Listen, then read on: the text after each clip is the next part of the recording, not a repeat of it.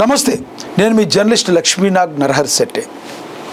TVK Vijay and Pavan Kalyan, AP ఉప ముఖ్యమంత్రి పవన్ కళ్యాణ్ గారు, అదేవిధంగా తమిళనాట టీవీకే పార్టీ పెట్టి అతి త్వరలో చరిత్ర సృష్టించాలని కలలు గంటున్న మరి ఇళయ తలపతి విజయ్ గారు, వీళ్ళిద్దరికీ ఫ్యాన్ బేస్లో మామూలు ఫ్యాన్ బేస్ అయితే లేదు.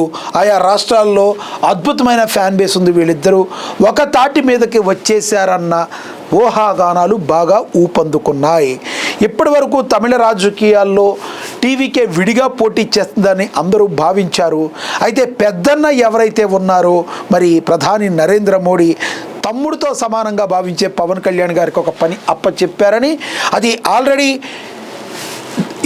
విజయ్తో మంతనాలు పవన్ కళ్యాణ్ జరిపినట్లుగా విశ్వసనీయ వర్గాల సమాచారం అందుతుంది. ఎన్డీఏ కూటమిలో పోటీ చేసేందుకు మరి ఈయన కూడా ఒప్పుకున్నట్టుగా మరి కొన్ని వార్తలు అయితే మనకి తెలుస్తూ ఉన్నాయి. మరి అధికారికంగా ప్రకటించాల్సి ఉంది.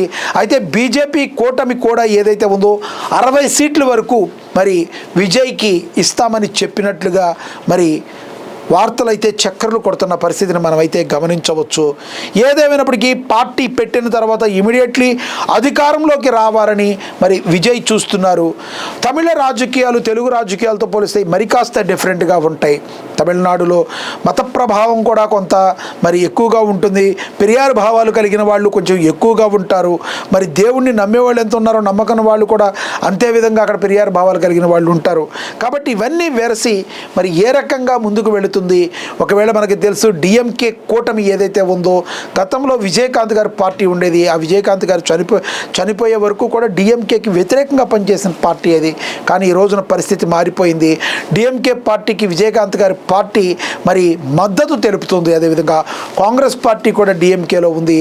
ఈ కూటమిగా ఏర్పడి మరి డిఎంకే ఉంటే ఇక అన్నా డిఎంకే కావచ్చు, బీజేపీ కావచ్చు, కూటమిలో మరి ఎన్డీఏ కూటమిలో ఉన్నాయి. ఈ రెండింటితో పాటు చిన్నమ్మను కూడా కలుపుకునే అవకాశం ఉంది, శశికళను కూడా కలుపుకునే అవకాశం ఉందని మరి తెలుస్తుంది. ఇలాంటి సమయంలో మరి ఇండియా కూటమిని ఢీకొట్టడానికి, ఎన్డీఏ కూటమి అత్యంత బలీయంగా తయారవడానికి టీవీకే అధినేతగాన బీజేపీ అండ్ అన్నా డిఎంకేతో జత కలిస్తే మరి విజయ్కి కూడా అద్భుతమైన అవకాశాలు చాలా చాలా స్పష్టంగా కనబడుతున్నాయి అని చెప్పి ఉంది. ఈ యొక్క ఏదైతే ఉందో విజయ్ మరి తను కొంత ఓటు బ్యాంకు కానీ తను ఆలోచించిన తీరును బట్టి మరి బీజేపీతో కలవరు అని ప్రచారం జరిగింది. కానీ అక్కడ ఉన్నది ఎవరు? పవన్ కళ్యాణ్ గారు. పవన్ కళ్యాణ్ గారికి మరి విజయ్కి ఉన్న ర్యాప్ మనందరికీ తెలుసు. అదేవిధంగా వాళ్ళిద్దరు కాదు, మనుషుల యొక్క భావాలు కూడా కలవాలి, ప్రజల యొక్క అభిప్రాయాలు కూడా కలవాలి. అయినప్పటికీ కూడా విజయ్ గన ఒక నిర్ణయం తీసుకుని ఎన్డీఏ కూటమిలో గన విజయ్ గన వెళితే మరి వీరిద్దరూ కూడా ఒకే స్టేజ్ మీద ఉంటే ఎన్డీఏ ఏదైతే డిఎంకేకి మరి చుక్కలు చూడటం ఖాయంగా మరి చాలా చాలా స్పష్టంగా కనబడుతుంది. ఇప్పుడు రానున్న రోజుల్లో గన మరి ఈ వచ్చే ఎన్నికల్లో 26 ఎన్నికల్లో తమిళనాట ప్రభంజనం సృష్టించబోతున్నారు అని మరి సమాచారం అందుతుంది. ఎన్డీఏ కూటమిలో భాగంగా అన్నా డిఎంకే టీవీకే గన కలిసి పోటీ చేసి బీజేపీ 3 కలిసి పోటీ చేస్తే మాత్రం డిఎంకేకి చుక్కలు చూపించవచ్చని ఎన్డీఏ కూటమి చూస్తుంది. ఎన్డీఏ కూటమి ఎటువంటి పరిస్థితుల్లో బలంగా ఉన్న ఇండియా కూటమిని దెబ్బ కొట్టాలని చూస్తుంది. అఫ్కోర్స్ కాంగ్రెస్ మైనర్ పాత్ర అయినప్పటికీ కూడా డిఎంకే 32 నుంచి 33 సీట్లు ఆఫర్ చేసినట్టుగా మరి కాంగ్రెస్కి ఆఫర్ చేసినట్టుగా తెలుస్తుంది.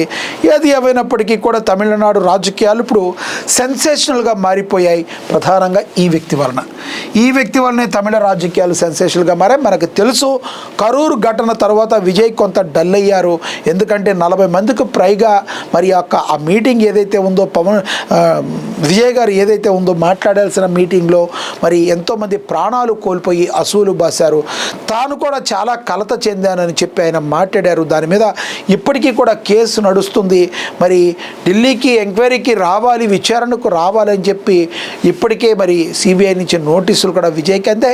ఇవన్నీ మరొక వైపు జరుగుతూ ఉన్నప్పటికీ కూడా మరి ఎన్నికలు ముంచుకొచ్చిన వేళ టీవీకే పార్టీ తీసుకునే నిర్ణయం మీద విజయ్ యొక్క భవిష్యత్తు ఆధారపడి ఉంటుంది అనటంలో ఎటువంటి సందేహం లేదు.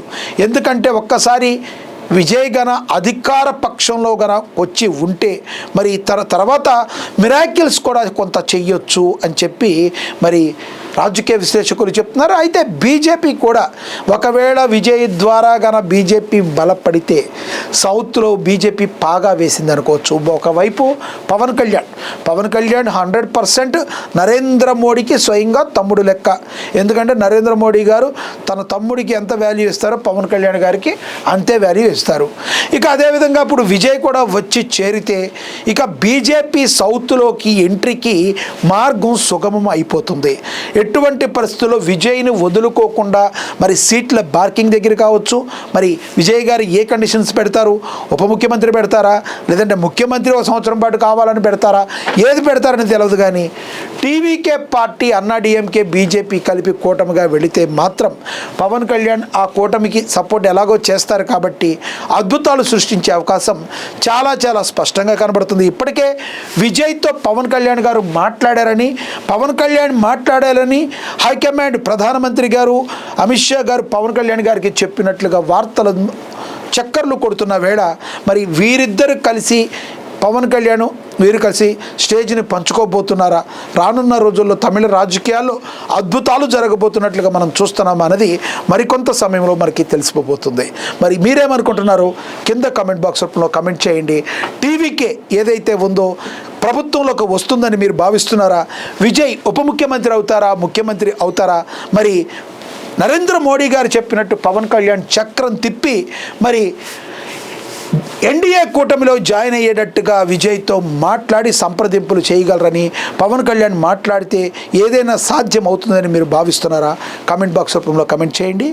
నమస్తే.